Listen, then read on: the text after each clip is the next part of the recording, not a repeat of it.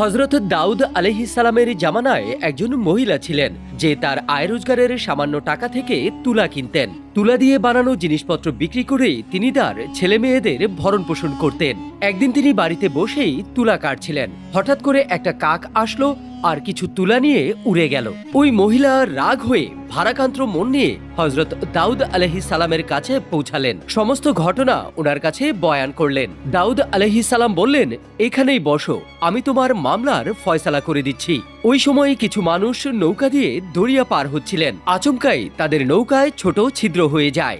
আস্তে আস্তে নৌকার ভিতরে পানি জমে ডুবে যাওয়ার পরিক্রম। কোনো উপায় না দেখে আল্লাহর কাছে ফরিয়াদ করলো, আল্লাহ, যদি আমরা বেঁচে যাই তাহলে কোনো এক ফকিরকে 1000 দিনার দান করব। ওই সময়ে কাক এসে সেই তুলা তাদের নৌকায় ফেললো। লোকগুলো তাড়াতাড়ি তুলা দিয়ে ছিদ্র বন্ধ করে তীরে ফিরে আসলেন। এরপর তারা ভাবলো, এই দিনার আমরা কাকে দিব।